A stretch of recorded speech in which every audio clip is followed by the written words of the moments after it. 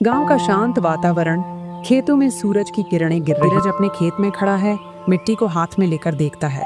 धीरज मुस्कुराते हुए, ये जमीन मेरी नहीं, हमारे पूर्वजों की निशानी है। इसे बचाना हमारा कर्तव्य है। पीछे से आरव आता है।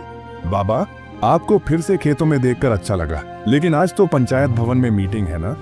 हाँ बेटा, याद है मुझे, पर ये जमीन देखे बिना मेरा दिन शुरू नहीं होता। रजनी चाय बना रही है, कविता सब्जियां काट रही है। कविता, माँ, बाबूजी आज बहुत शांत दिख रहे हैं, शायद मन में कुछ चल रहा है। रजनी, जब विरासत बांटने का समय आता है ना बेटी, तो हर बाप सोचता है, क्या मैं न्याय कर पाऊंगा? पंचायत भवन, धीरज, हरिराम चाचा और गांव के अन्य लोग। धीरज भैया, आपने अब तक गांव और परिवार को बराबरी से संभाला है, पर अब अगली पीढ़ी को जिम्मेदारी देने का समय आ गया है। धीरज गंभीर होकर, हाँ चाचा, मैंने निर्णय ले लिया है, लेकिन निर्णय सही होना चाहिए। सिर्फ जमीन का नहीं, विश्वास का भी बंटवारा हो। रात का खाना, पूरा परिवार एक साथ बैठा है। मैंने निर्णय लिया है, कुछ दिन बाद मैं विरासत का बंटवारा करूंगा। अमन चौंकते हुए, इतनी जल्दी बाबा? जो सही है वो सही समय पर करना चाहिए।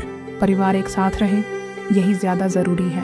अगले दिन धीरज अपने पुराने दस्तावेज और जायदाद की फाइलें निकालते हैं।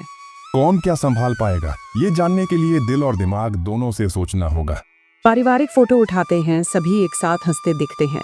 धीरज मुस्कुराकर, सिर्फ बांटना ही समाधान नहीं, विरासत जोड़ना भी है। बैठक खाना, धीरज पूरे परिवार को बुलाते हैं। धीरज गंभीर स्वर में, आज मैं अपनी जमीन और संपत्ति का बंटवारा करने जा रहा हूँ, पर यह सिर्फ कागज पर नहीं, भरोसे और जिम्मेदारी पर आधारित होगा। ध्यान रखना जी, कहीं दिल न टूटे। धीरज आश्वस्त होकर, मैं हर निर्णय सोच समझ कर लूंगा। धीरज जमीन की नक्शा निकालते हैं। धीरज, गांव के बाहर जो 2 एकड़ जमीन है, वो आरव को मिलेगी। शहर में जो हमारा छोटा मकान है, वो अमन को मिलेगा। बाकी खेत आधे आधे। अमन सहसा, बाबा, पर गांव की जमीन की कीमत ज्यादा है। शहर का मकान छोटा है और किराएदारों के झंझट भी है। अमन, बाबा ने सब सोचकर फैसला लिया होगा। माफ करना भैया, पर क्या मेरे साथ न्याय हुआ है? रात का सन्नाटा।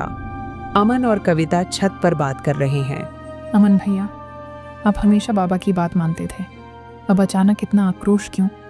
बचपन से मैं भी यही करता आया हूँ, मानता गया। अब लगता है मेरी मेहनत किसी को दिखती ही नहीं। शायद हम सबको थोड़ा वक्त देना चाहिए। हर फैसला दिल से लिया गया है। हरिराम चाचा अमन से बात करते हैं। अमन, जब धीरज तुम्हारे उम्र का था, तब उसने अपने बाबा के हर फैसले को पूजा था। अब तुम पर है कि तुम परंपरा को निभाओ या तोड़ो। अमन सोच में पड़कर, जमी पर क्या परंपरा सिर्फ चुप रहना है? आरव और अमन के बीच टकराव। भैया, आपने कभी विरोध नहीं किया, लेकिन आपको सब कुछ मिल गया। अमन गुस्से में, आरव, तुम्हें लगता है ये मिलना है? ये सब एक जिम्मेदारी है अमन। बाबा ने मुझे खेती दी है, मतलब मेरी आजादी गई। और मुझे किराएदारों के मकान, मतलब लड़ाई झगड़े। तो क्या हम विरासत से पहले ही अपना रिश्ता तोड़ दें? रजनी माँ अकेले बैठी रो रही हैं। कविता आकर उनके कंधे पर हाथ रखती है। माँ, कोई भी माँ नहीं चाहती कि उसके बेटे आपस में लड़ें। जब 2 बेटे एक ही पेड़ की शाखाएं हों, तो जड़ कैसे बंट सकती है? धीरज बीमार पड़ जाते हैं। परिवार में तनाव चरम पर। गांव के वैद्य, धीरज जी को ज्यादा सोचने और चिंता करने से हृदय पर असर पड़ा है। अब इन्हें सिर्फ सुकून की जरूरत है। अमन अश्रुपूरित नेत्रों से, बाबा को मैंने परेशान किया, मेरे कारण सब आरव कंधे पर हाथ रखकर, हम दोनों ने किया, अब दोनों को मिलकर ठीक करना है। अमन और आरव साथ मिलकर बाबा के पास बैठते हैं। अमन, बाबा मुझे माफ कर दो, मुझे कोई विरासत नहीं चाहिए, बस आप ठीक हो जाइए। आरव, हमें जमीन नहीं, आपका साथ चाहिए। धीरज कमजोर आवाज में, मैंने जमीन बांटी थी, पर तुम दोनों ने विरासत बचा ली बेटा। परिवार का फिर से मिलन। अमन, आरव, कविता, रजनी सब एक साथ बैठकर हंसते हैं। हरिराम चाचा दूर से देख रहे हैं। धीरज ने सही कहा था, विरासत बंटती नहीं, निभाई जाती है। घर का आंगन, सभी सदस्य एक दूसरे से खुलकर बात कर रहे हैं।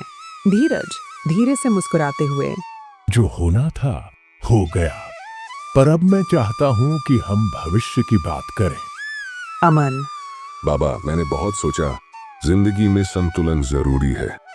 अगर मैं शहर का मकान संभालूं और आरव भैया खेत, तो हम दोनों को सहयोग करना होगा। आरव, बिल्कुल। और बाबा, आपकी जमीन आपकी सोच से ही उपज लाएगी, सिर्फ खेती से नहीं। धीरज गर्व से, मुझे आज तुम दोनों पर गर्व है। यही तो विरासत है, जिम्मेदारी और गांव की समझना। चौपाल, पंचायत में धीरज द्वारा युवाओं को प्रेरणा देना। धीरज, आजकल सब लोग जमीन की कीमत लगाते हैं, लेकिन जमीन से जुड़ी जिम्मेदारी कोई नहीं समझता। बाबा, हम समझते हैं। आप जैसे बुजुर्ग अगर सिखाएं तो हम भी अपनी जड़ों को नहीं छोड़ेंगे। हरिराम चाचा, धीरज, आज जो तुमने अपने बेटों को सिखाया वही गांव के लिए सबसे बड़ी सीख है। कविता और रजनी मिलकर महिलाओं के लिए एक हस्तशिल्प प्रशिक्षण केंद्र खोलती है। माँ, ये केंद्र महिलाओं को आत्मनिर्भर बनाएगा। हमें भी कुछ करके दिखाना है। रजनी गर्व से, मेरी बहू अब सिर्फ बहू नहीं रही, गांव की बेटी बन गई है। अमन और आरव एक साथ खेत में काम कर रहे हैं। अमन, भैया, पहले लगता था कि शहर में ही सब कुछ है, अब लग रहा है गांव की मिट्टी ही असली समृद्धि है। आरव, और भाईचारा ही असली पूंजी। दोनों हंसते हैं और एक साथ हल चलाते हैं। धीरज सबको बुलाकर अंतिम संदेश देते हैं। धीरज, मैंने जीवन भर मेहनत की, लेकिन सबसे बड़ी पूंजी परिवार है। जमीन का बंटवारा जरूरी है, लेकिन दिलों का नहीं। जो दिल जोड़ते हैं वही असली वारिस है। हर कोई तालियां बजाता है। रजनी, मेरी ममता को आज चैन मिला। अंतिम दृश्य, घर के बाहर एक तख्ती लगाई गई। धीरज निवास, जहां विरासत दिलों से जुड़ती। कविता तख्ती पढ़ते हुए, अब हर आने जाने वाला जानेगा कि यहाँ एक कहानी है, प्रेम, संघर्ष और समझदारी की। कहानी की सीख, मॉरल ऑफ द स्टोरी। विरासत सिर्फ जमीन जायदाद नहीं होती। असली विरासत वह होती है जो पीढ़ियों को जोड़ती है। विश्वास, प्रेम, समझदारी और एकता।